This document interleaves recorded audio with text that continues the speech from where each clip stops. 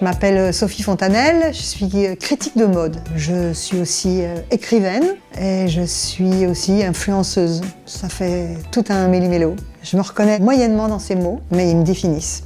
Je suis née à Paris, je connais Paris par cœur, je connais toutes les rues. Mais pour autant, je me sens complètement internationale et très peu parisienne. Ici, c'est un hôtel de 1920, on est juste devant le jardin des Tuileries. Jamais j'aurais rêvé habiter là. C'est petit, hein, mais quand même, jamais j'aurais rêvé habiter là. Et en fait, je sais pas, 7 ans de ça, il y a eu un deuil dans ma famille et suivi d'une nécessité de déménager. J'ai fermé les yeux et je me suis dit, qu'est-ce que je rêverais d'avoir? Je rêverais d'avoir la vue sur un immense jardin. Lequel? Les Tuileries. Et j'ai été sur surloger.com et j'ai dit vue sur jardin Tuileries. Et j'ai trouvé cet appartement sous les toits dont personne ne voulait parce qu'il n'y a qu'une seule pièce, même si elle est très grande. En fait, c'est plusieurs chambres de bonne qui fabriquent une seule pièce. Ce qui m'a plu, c'est que c'est un appartement, si on ouvre les fenêtres, c'est assez haut, on est complètement au milieu des oiseaux, c'est aérien, voilà. Et j'ai voulu que tout l'appartement soit aérien. Il faut que ce soit très doux. En fait, j'adore les maisons de campagne, j'adore les maisons fleuries, et en même temps, j'aime pas ce qui est cucul à praline, comme on dit. J'avais une espèce d'envie de maison comme ça, comme si elle était dans la nature, en ville. Alors là, on est dans ce qui est mon bureau, normalement, mais qui montre tout mon rapport au travail, la salle à manger. Je voulais une énorme table pour recevoir plein de gens. Et en fait, j'adore que le bureau ne ressemble pas à un bureau. J'écris toute la journée, donc j'ai besoin que cet univers soit pur. Il ne faut pas que je sois encombré, voilà, il faut que je sois libre. Cette nappe, je l'ai achetée au marché de la Capte hier, c'est-à-dire que ça coûte absolument rien. Les vases, c'est la seule chose peut-être sur cette table qui a de la valeur. Ils viennent de chez Astier de Villatte.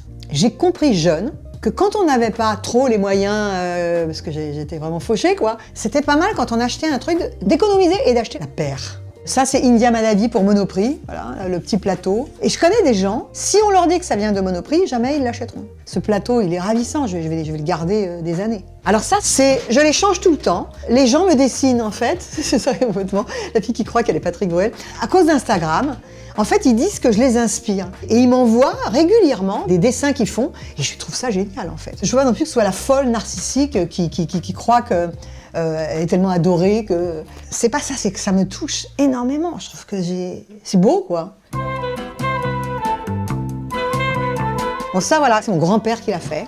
J'ai très peu de choses de famille. Je le garde précieusement, un jour je vais le rénover. C'est là où je me mets pour me maquiller le matin, à la lumière. Ce que j'aime dans ce coin-là, c'est que c'est comme un petit boudoir. C'est un endroit très féminin, là, très cosy.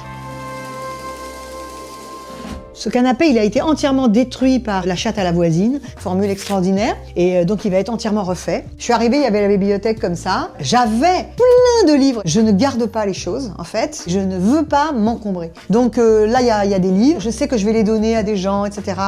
J'ai toujours adoré donner. Alors parce que je viens d'une famille où, que ce soit un bougeoir, un petit récipient, un vêtement, si je disais par exemple à ma tante « Oh, c'est beau », elle disait, quand je partais « Tiens, vas-y, prends-le ».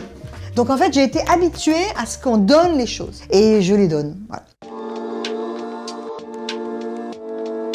J'ai découvert la mode très jeune parce que ma famille n'avait pas énormément d'argent et donc nous faisions nos vêtements. Donc on allait dans les boutiques, Issey Miyake quand il y a eu Issey Miyake, et on regardait, on y allait plusieurs fois, on mesurait les choses et après on allait au marché Saint-Pierre et ma mère me refaisait les choses. Donc j'ai tout de suite vu ce que c'était le travail de la couture et surtout à quel point c'était important dans la vie parce que pour nous, ça prenait un temps fou de faire tout ça. Ensuite, j'ai travaillé dans des journaux, j'ai commencé jeune journaliste et j'ai vu les deux filles à côté de moi, elles s'occupaient des défilés de mode dans les années 80, mais il n'y avait pas beaucoup de monde qui allait dans les défilés. Mais elles avaient une vie tellement beaucoup plus amusante que la mienne. Alors je me suis dit un jour peut-être je pourrais aller à un défilé de mode. Et c'est ce qui s'est passé. Je suis allée dans un défilé de Martine Silbon. Je suis arrivée, j'ai vu Martine Silbon et son mari, Marc Ascoli, avec qui elle travaille. J'ai vu ce monde et en fait ce jour-là, la drogue de la mode m'est tombée dessus.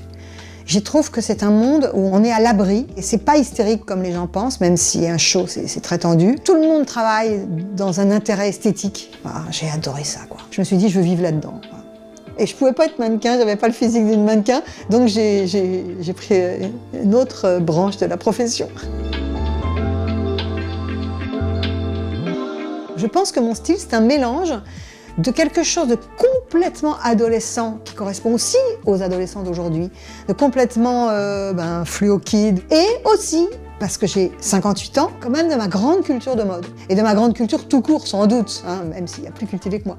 Donc en fait, je suis un peu Monica Vitti, je suis un peu Greta Garbo, je suis un peu Kai Rantz, parce qu'il y a aussi un côté androgyne, je suis un peu Mick Jagger, voilà, je trouve.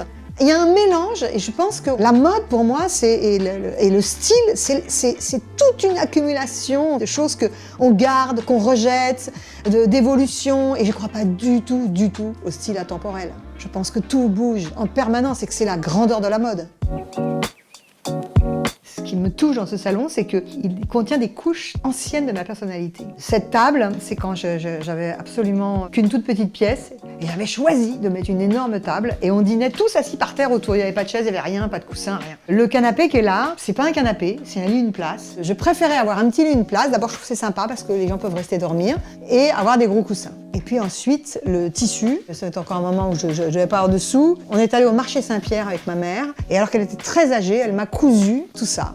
Elle s'est abîmée les mains, elle m'a dit que je lui avais demandé l'impossible parce qu'elle n'avait plus de force. Donc je m'en séparerai jamais. De temps en temps, il y a des gens qui viennent et puis qui disent « Tu pourrais pas avoir un canapé un peu mieux ?» Et j'ai envie de les mordre parce que ce canapé, c'est toute mon âme. Ça, ce sont des fauteuils que mon grand-père avait fabriqués. Il était ébéniste, un homme très modeste, mais il adorait le mobilier finlandais, voilà. Et ça, c'est une tante de ma famille qui s'est enrichie et qui a acheté ce meuble qui est signé de quelque chose de très très bien. C'est une chose qui a de la valeur. Mais pour moi, que les choses elles aient de la valeur ou pas de la valeur, en fait, tout ce qui compte, c'est si ça en a pour moi. Hein. Ce meuble, c'est parce qu'il me fait penser à ma tante qui me plaît. C'est pas parce que je pourrais le revendre peut-être un peu cher. Ça, j'adore. C'est les rencontres d'Instagram. Faïencerie Georges, ça s'appelle. C'est peint dessus des paysages de la mer ou de la montagne. C'est plein d'enfance, quoi. J'adore ça. Voilà. Alors là, on est dans ma chambre. Ici, il y a un miroir. C'est pour ça qu'elle est très nue. C'est pour que ce soit joli quand on fait des photos. Et tous les jours, je photographie mon look.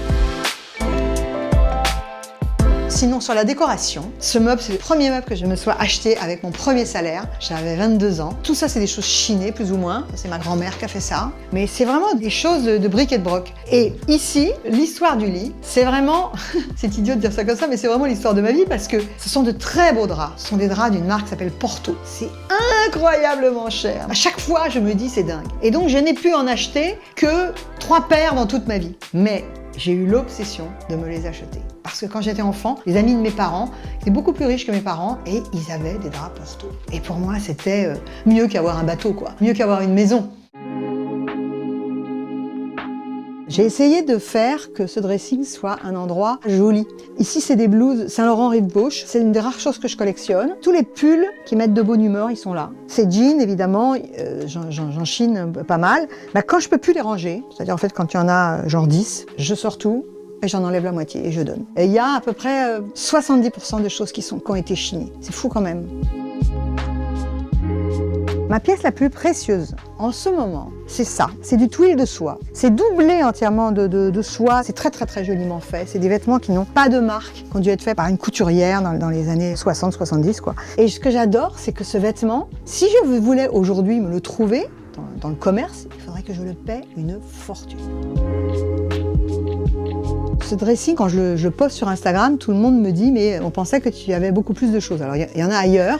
Mais c'est vrai que finalement, je n'accumule pas tant que ça les choses. Je pense que ça doit tourner, qu'un vêtement, quand je l'ai porté et que j'ai eu plein de gens à qui il a fait envie, il y a peut-être quelqu'un à qui ça va faire tellement envie que ce sera très bien de lui donner. Je crois qu'on se trompe en pensant qu'un indispensable, ça dure 30 ans. Parce que même un indispensable, on s'en lasse ou bien on change de caractère. Moi, je mettais pas de couleur, je m'étais habillée en noir pendant des années, puis maintenant je mets des couleurs.